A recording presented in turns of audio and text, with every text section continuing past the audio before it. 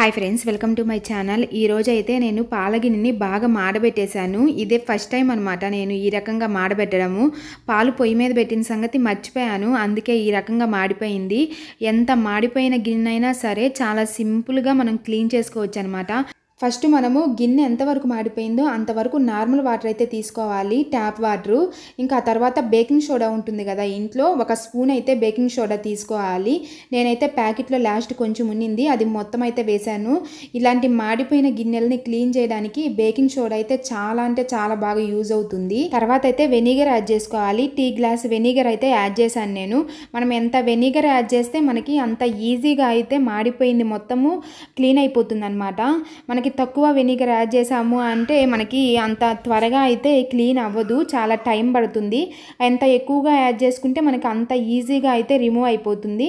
ఇంకా తర్వాత బాగా కలిపేసి ఇంకా గ్యాస్ ఆన్ చేసి గ్యాస్ మీద అయితే గిన్నెని పెట్టాలి. హై ఫ్లేమ్లో బాయిల్ చేయాలి, ఎందుకంటే ఫాస్ట్గా మనకి బాయిల్ అవుతాయి అనమాట. వాటర్ అయితే ఇలా బాయిల్ అవుతున్నప్పుడు ఇలా నురుగు అయితే వస్తుంది. హై ఫ్లేమ్లో పెట్టినందుకు మనకి ఆ నురుగు మొత్తం కింద పడిపోతూ ఉంటుంది. ఆ టైంలో అయితే మీరు లో ఫ్లేమ్లో పెట్టుకొని బాయిల్ చేయండి.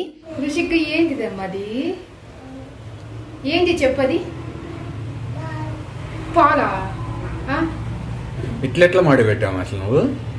కాదే, నేను పాలు రుషికి ఇద్దామని పెట్టెళ్ళాను. పెట్టి బట్టలు ఆడేద్దామని బయటకు వెళ్తాను, మాడు వాసన వస్తుంది. సర్లే మనమేనా పెట్టామా ఏంది అని చెప్పి లోపలికి వచ్చి చూశాను. ఇప్పుడు నువ్వేం చేస్తావు? ఇప్పుడు నువ్వు లోపలికి వచ్చి చూసానా, అదే టైంలో ఇడ్లీ కూడా పెట్టా.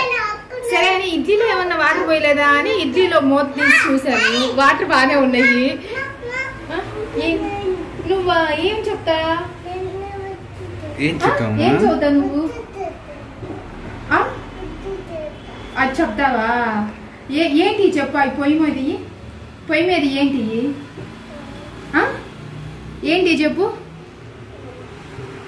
నీకు బాయ్ కాద్దామని పాలు ఇద్దామని చెప్పి పాలు కాసా, మాడిపోయినాయి. చూడు ఎట్లా మాడిపోయినాయో. బాయ్ కాదా అవి? ఏం బాయ్ అయ్యి? భూబాయా? అబ్బో, వాడికి కొంచెమే కదా కాద్దామని చెప్పి ఒక చిన్న గ్లాసు, టీ గ్లాసు మాత్రమే ఉన్నాయి అన్నమాట దాంట్లో. చెప్పురా ఇప్పుడేంటిది? ఇప్పుడు నువ్వే లేదుకో, ఇది చూడు, దీంట్లో మాడిపోయింది వస్తుంది చూడు.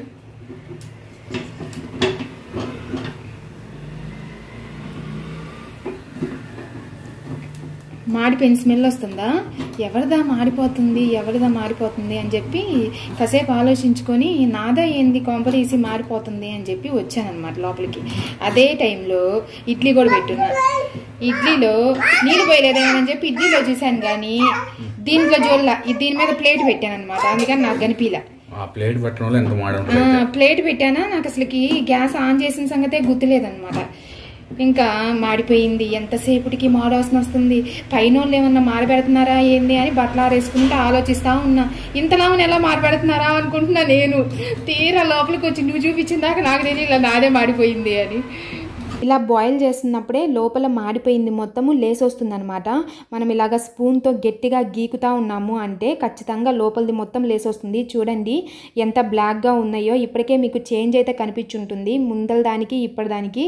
ఇలా మనం గట్టిగా గీకున్నట్లయితే లోపల ఉన్నది మాడిపోయింది మొత్తం ఇట్లా లేసి వస్తుంది అనమాట. బాయిల్ చేస్తున్నప్పుడే అలాగా లేసి వస్తుంది.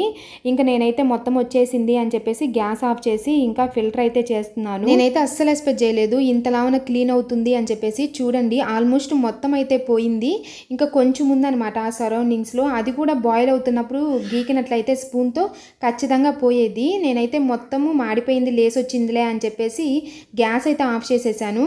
మళ్ళీ మనకు కావాలి అంటే అదే ఇంగ్రీడియంట్స్ వేసి మనం బాయిల్ చేసుకోవచ్చు.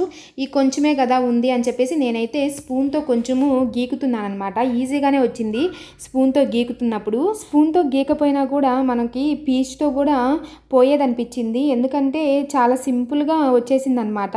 ఇంక చూడండి ఒకసారి వాష్ చేసి చూపిస్తాను వాటర్ పోసి ఎంతవరకు క్లీన్ అయింది ఏంది అని చెప్పేసి. చూడండి ఎంత బాగా క్లీన్ అయిందో. ఇంకా తర్వాత మన ఇంట్లో యూజ్ చేసే విమ్ ఉంటుంది కదా, ఆ విమ్‌తో అయితే నేను క్లీన్ చేస్తున్నాను. చాలామంది ఇలాంటి మాడిపోయిన గిన్నెలను అయితే పారేస్తూ ఉంటారనమాట. ఎందుకంటే ఆ మాడిపోయింది గిన్నె మామూలుగా అస్సలు రానే రాదు. ఎన్నిసార్లు రుద్దినా ఎంతసేపు రుద్దినా కూడా మనకి చేతులు నొప్పులు పుట్టడమే తప్ప అసలుకి యూజ్ ఏమి ఉండదు అని చెప్పేసి గిన్నెలను అయితే పారేస్తూ ఉంటారు. ఇంకా కొత్త గిన్నెలు కొనుక్కుంటారనమాట. ఆ గిన్నెలను పారేసి నేను అదే అనుకున్నాను ఈ వీడియో తీయకముందైతే ఎంతసేపు ట్రై చేసినా కూడా యూజ్లెస్ అయిపోతుందేమో అని చెప్పేసి. కానీ అస్సలు ఎక్స్పెక్ట్ చేయలేదు ఇంత క్లీన్ అవుతుంది అని చెప్పేసి. అసలు ఎంత బాగా క్లీన్ అయిందంటే ముందల గిన్నె ఎట్లా ఉందో అలాగే వచ్చేసింది. చూపించాను కదా మీకు ఎంతలా మాడిపోయింది అని, మీకు మొత్తం లైవ్లోనే చూపించాను మాడిపోయిన గిన్నె ఎంత ఈజీగా క్లీన్ చేసుకోవచ్చు అని. నాకు వితిన్ ఒక 15 మినిట్స్లో మొత్తము కంప్లీట్ అయిపోయిందనమాట.